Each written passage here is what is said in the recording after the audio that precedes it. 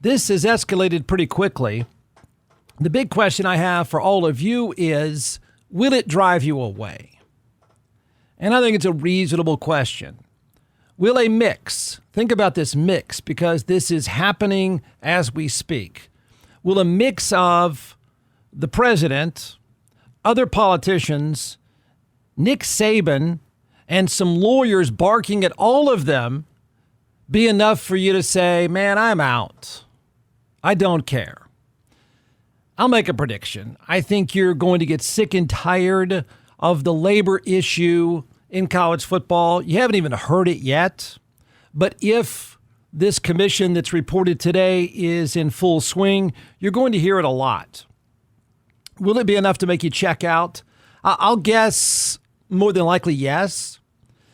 But we'll find out, right? Because we're going to find out because the sport is about to lean into, or it says it is, the President of the United States says that it is, about to lean into years of fighting, political maneuvering, and screams of antitrust. And you are, if you follow it, okay, if you follow it, I think it's going to be hard not to at some level. I mean, he's going to put his face and his handprints on this. So yeah, you're going to have to watch some of it and take in some of it. But will you care enough to keep following a sport that is about to make far more headlines for financial issues and infighting than on-field storylines? But to be honest, the on-field storylines are because of what's happening off the field. So, if you want to know the future of the sport, college football, college basketball, you want to know, how it's going to shake out, then you won't have a choice but to follow it. But it's going to get complicated because there's so much greed and so much finger pointing. I don't see much of a path forward.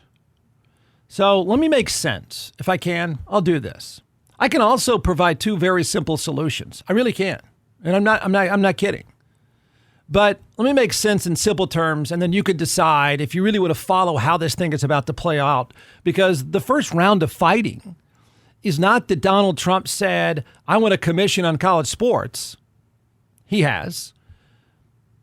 I don't know that he's going to be that involved in it, for better or worse, but that's fine. The first round of fighting is exactly what form does this commission take, who is on this commission, and what exactly is the objective. And I think that thing is going to be a dumpster fire. But let me make sense of this in simple terms. One, will you care enough? Two, how do you think it could be fixed or resolved? There. Right? If you say I don't care, then I guess you're not going to do point number two. But number two is, how do you think it can be fixed or resolved? And I guess the third part would be, it's such a mess. It sounds so... It's not complicated. It's really not. They're going to make it complicated, but it's not. But it's going to appear so complicated, it's going to run itself into the ground. Here's a summary of the reality of the big issues. This is it. Okay, and the people involved, which now involve Donald Trump, Senator Tommy Tuberville, the Winston Churchill of your time, Nick Saban, Senator Raphael Ted Cruz, a bunch of finger-pointing lawyers, labor lawyers, shady agents, and pretty much not any college players because they have no idea what's going on. I've been through NFL strikes, so I kind of know how this looks. And usually the players want to have some skin in the game. I'm thinking in this particular giant fight, I don't even think they know what's going on. And that's pretty bad. Or if you're a fan of the sport, just want to watch the game, that may be a good thing. So here are the issues in a single summary, right? And you can decide if you think there's a way to fix these. Oklahoma State, we'll just use examples here. Oklahoma State was a good football program. They were. They're now dead. They're terrible. It's a 2-win program. I don't know... some of these storylines, I guess you don't follow because it's once out of sight, out of mind, right? They're a 2-win program. They're the worst program in the Big 12 now. SMU. SMU was, I hate to say it literally because I hear it all the time from the back of my car, SMU was literally dead. Okay, they were run out of the sport. They couldn't even find a league to play in, and they played in, and still do, in a stadium with about 20,000 people. SMU already is now one of the 12 best programs in the country, and I'll predict very soon, depending on what shakes out with this new commission, then they'll be a top 10 program very, very soon. Oklahoma State doesn't have access, if you want to use business terms. This is a city full of people finding investment money. There are angel investors all over the place. Oklahoma State doesn't have access to angel investors, sugar daddies. They don't have access to working capital. Okay? SMU has an abundance of angel investors / sugar daddies. They'll pay anything to get better players to win in this sport, and they can. Now, should that be leveled off, right? This is the start of this whole thing. Trump says today he doesn't like the sound of this, blah, blah, blah. So should it be leveled off? You think it's reasonable that it should be leveled off? I just gave you 2 examples, not even involving Texas. Forget Texas and Ohio State for the sake of this conversation. Oklahoma State has disappeared in football. They are done, finished. They've got no chance. Most of the programs are going to end up that way. They've got no chance. They can't keep up. So should it be leveled off? Is there a fix for what I just laid out? There. Is there a fix for what I just laid out? If you say stop giving the money, the labor lawyers are going to scream at you. The labor lawyers are going to be screaming at Nick Saban and Donald Trump very soon. The labor lawyers are going to scream, and probably before, depending on how quickly this escalates, you will hear the term strike more than once. I'm not kidding. Second issue. Every time, again, I'll use a couple of examples. Every time, we'll use Oklahoma State again. Every time Oklahoma State in football, or Texas State in football, because it's happened to them, has a really good player, a breakout player, talented player, it's a given. Okay, it's an absolute given that player is going to leave for a more lucrative payout by another program. He will upgrade as quickly as possible. Texas State and Oklahoma State can't hold on to their talent. They can find a guy, they can train a guy, they can make him a better player, but as soon as he is worthy of going somewhere else, he'll leave. These programs can have good players, but they won't be able to hang on to elite players, and they don't. Is there a fix for that? There you go. I mean, that's pretty much it. They're going to complicate things, but those are the giant issues of the day. Do you really want to find a way to cap the investment money so Oklahoma State's not dead in the water? Many of them are not dead in the water, and SMU and Texas don't have a giant, ridiculous advantage. Do you want to find a way that says if Texas State finds a good player, cultivates a good player, they shouldn't be losing that player? And they do. There. Is there a fix? The other part is, and I think this is going to come up a lot, and this is probably where your eyes are going to glaze over. Agents, or if you want to call yourself an agent, they're constantly, I mean, you can even use the name, use the term. I'll try not to say I told everybody so, but I told everybody so. This is exactly how the thing worked in the 80s in the Wild West of college football that produced all the cheating and ultimately got SMU the death penalty. And that is random people calling themselves agents, random people calling you up. This is like a predatory practice almost, calling you up saying, I can find you a better place, kid. I can get you 500. I can get you 850. And they call as many people as they can. They throw a big enough net out there. And any one of us picking up, listening to the other end of the line would say, sure, right on, man, go find me that money. Then, unlike the NFL, then they say, you know, my fee is 25% or whatever. I mean, it could be anywhere and everywhere, all over the map. That's an issue too. Is there a fix? Is there a fix? The fact that Mr. Tariffs is putting the commission together is bothersome. the idea of a commission isn't wrong. I don't know of anything that Trump has said. I don't say this very often. I don't know that anything he's said or done necessarily is wrong. The executive branch probably should not be messing with college football, but that's where we are. The industry needs rules. The industry needs a commissioner. We get that. But what are the odds you can get the haves, right? The haves and the have-nots in a room and have the haves, the ultra-rich, have the haves and the have-nots agree on anything? I mean, if Trump's commission, sounds like it is, Nick Saban was brought to the front by Donald Trump. Let's assume Nick Saban is sincere. Nick Saban doesn't like the way it is. Nick Saban is no longer coaching because of the way it is. And they have successfully talked Saban and then Trump that Saban is the guy to quarterback this whole thing. Then the fight's on because the labor lawyers already don't want him there.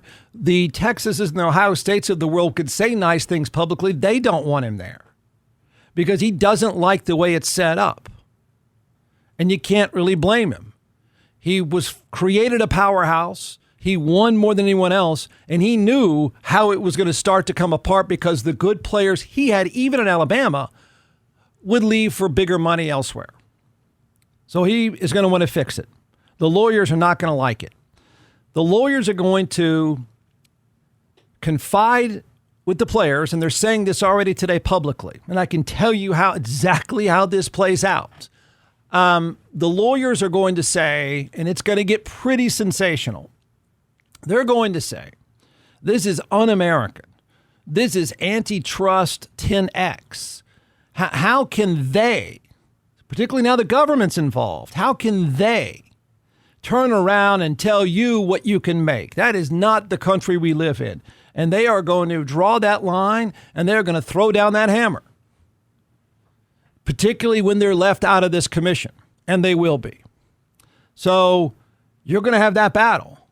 And the question is going to be, you're going to sit down on a Saturday. If this thing plays out the way I think it will in total chaos, you're going to sit down on a Saturday, and one of the questions will come up. And I'll just tell you right now, will these labor lawyers, these agents, some of whom are lawyers, many of them are not, at some point they're going to say, listen, this is a terrible deal for you, kid. And if you don't draw the line now in the harshest way possible, they're going to take everything away from you. And you're going to go back to the way it used to be. And you don't want that. So you and your buddies need to get together. And before you go down that tunnel to kick off, sit down and tell them you're not going to play. Am I predicting that is said? Yes. Am I predicting that happens? Probably not. But I'll wait to hear the noise first. Because it's already, the minute this was announced today by Donald Trump that he is putting together a commission, Nick Saban hasn't been put in charge yet, the labor lawyers have already started. And they're saying, no, you're not going to tell our guys how much money they can make. That's not the way it's going to work. So it's going to be a mess. And I think it's ultimately just like everything else. I've been through it as a player. Ultimately, you'll have to face this issue of, do we think they're, quote, using us too much? And if so, we've got to sit down and we've got to piss off the networks. We've got to piss off the coaches. We've got to piss off enough fans that they put leverage on our bosses. They put leverage on the government, right? So if Texas players, imagine this, right? Living this certain way now. For instance, Texas players, the ultimate rich of the rich. They spend reportedly $40 million on a payroll, which is probably double anybody else, triple, quadruple anyone else. If they're forced to drive Ford Fusions and not Lamborghinis after having the Lamborghini, they're going to flip out. They're not going to get it. They're not going to like it, and they're not going to understand.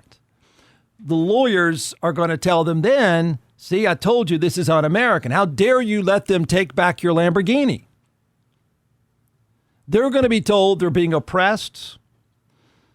They're going to be told you've got to draw a hard line. Okay, that's how I think this thing is going to go from today with Trump announcing, which he did. Yahoo Sports reports Donald Trump plans to create a presidential commission on college athletics. Oh, my God. Whew, this should go well. The forthcoming group, according to Yahoo, is expected to include, quote, college sports stakeholders, prominent business people with deep connections to college football, and perhaps even a former coach and administrator. That sounds a lot like Donald Trump, doesn't it? Like the sentences are never quite complete, never quite detailed. So in other words, I don't know, some people are going to be on this commission. Notice, no players. Notice, no players. It'll be an issue. So where is it today, Jeff? I think today is at the start of chaos. Today's at the start of, one, finding out who's going to run this commission. Two, who else is on the commission, and what exactly is the mandate? I told you the issues. I told you. They're going to dance around and be bureaucratic. I told you the issues. Number one, Oklahoma State sucks in football now. Can you level the playing field so they've got a fair chance? Number two, many of the programs can't hang on to talent because they bolt as soon as they can to go get more money. Can you fix that? Can you fix those two things? There. That's it. If you want to fix 95% of it, I mean, I can offer a fix, and we can watch as you get bored with all this noise, because I think you're going to get bored pretty quickly. I can tell you to fix 90% of it. I feel fine making this statement. If you want to argue, okay, you can fix 90% of this, if not more. And I don't know how long it'll take to get to this. I don't know who would even walk in the room and say, are you kidding me? We all know what the elephant in the room is. We all know what has happened. The rich guys took a term and twisted it so it works out for them. Okay, that's what's happened. It really is as simple as that.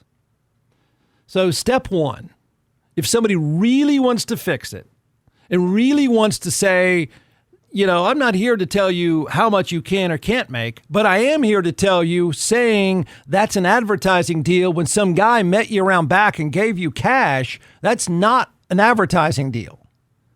If you want to fix this, step one, give the term name, image, and likeness a very strict definition. In other words, it has to be a commercial transaction between a marketer and the spokesperson. That's what the legal case was. It was very clearly that. So if you want to say, yeah, no one is arguing what the court has decided, name, image, and likeness, no one should be able to use your game number, your face in a video game, car commercial, sandwich commercial, whatever. If they do, you have every right to be compensated for that. That was the legal case. The rich guys took it and said, this means we can give them money now. So it's really not too much to ask to say, no. We're going to follow what the court said. And if you want to have a $2 million deal or a $2 deal, we're going to follow the law. And the law is it's a transaction between a commercial enterprise that is marketing and your likeness or voice. So that's what we're going to do. You define it very clearly and say, if Arch Manning makes $20 million for Red Bull, that is a transaction between a marketer and the player. And he has every right to be compensated for his voice, his face, his image. That's the law. You know what will happen? There won't be any deals like that. At best, somebody in Des Moines might have a Subway shop that pays them $50 to voice over a commercial.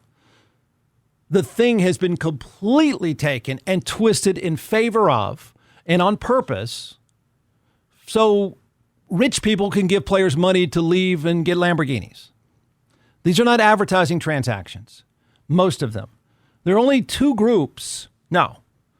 Arch Manning is one of one. Would Red Bull want to hire other college players? Probably not. No. But that's up to Red Bull. If Red Bull wants to pay others $6 million, then Red Bull can pay others $6 million. They won't. They do with him because he's famous. His family's famous. He is one of one. So there might be some others. Just live by that definition and you'll see this thing change in a hurry.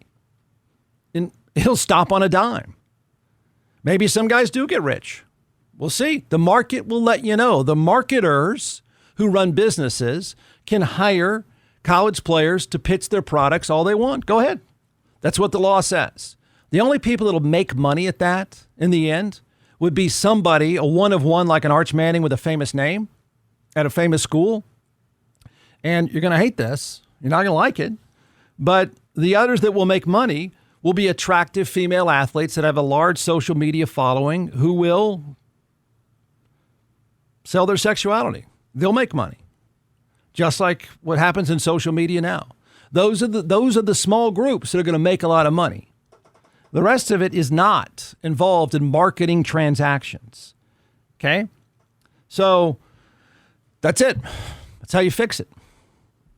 If you want to follow the law and if Saban or Nick or Donald Trump wants to take over and say, look, well, this isn't complicated. Why don't we just do what the thing said? And that is the law says these guys have every right to be commercialized and go pitch products. So go pitch products. Nobody would hire them. It's not going to, you wouldn't, but if you want to, go ahead. Okay. Most of those deals could happen. I guess they could happen in small towns where you pitch tires for $100. Okay. But the giant problem to put this back in the bottle now, to go from telling players at Texas or SMU, hey, if you get paid to advertise for Ferrari, you might get a Ferrari, but that's between you and Ferrari and their advertising agency. So for now, we got to take that one back. Sorry. Look out. Look out. The other simple move, I mean, these meetings don't have to take very long. You can write up, you can have some lawyers and advertising people come up with the actual marketing term. You could settle this in a hurry. A lot of people that are ultra wealthy in the sport would be pissed off, but you'd fix this. You'd live by the rule. The other simple move about this whole thing about, if you want to fix it, and Texas probably not going to want to. Ohio State's not going to want to. SMU certainly not going to want to. Texas Tech, who now has a guy who just sold an oil company for $4 billion. He's going to go Phil Knight on Texas Tech. They're not going to want to go back. They're going to want it to be open season. Cash can flow however you feel like making it flow. But if this commission and the fans are actually concerned that players bounce from place to place, that Texas State has no chance in this world, then there's a very simple rule you can put down. And I guess if the players want to strike about it, you'll see. And that is you have revenue sharing, and it's payable for those who agree to a contract. I remember bringing this up. I think I even brought this up when I was a player. We had to have some revenue sharing. Okay, so in return, your conference has XYZ TV deal, XYZ streaming deal. Then athletes get a percentage of XYZ streaming deal as long as you agree to a contract. The contract could be as simple as you agree to stay 2 years. If you want to get out of the contract and leave, then that program is compensated for you leaving. It's just how things are done in soccer and called a transfer rule. The template is easy and it's been done. If you don't want to have a contract with Texas State, then you don't have to have a contract with Texas State. You then forego the revenue share. And you can leave whenever you want. You just don't get the revenue share. It's really not complicated. And do I think they'll do this? No, I don't. I don't think anyone, even if Saban wants to say it, I don't think you're going to find anybody breaking it down very simple where you're going to find anybody in agreement. But those are the issues. That's it.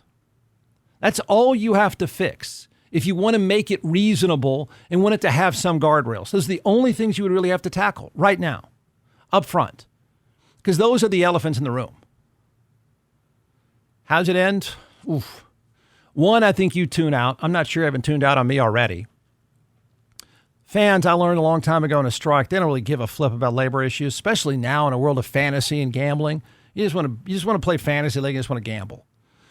So I don't know, I don't know how the public is going to react to this commission just getting put together. I don't know how the public is going to react to infighting, and lawyers being mad, because the lawyers are going to be mad. They're not involved.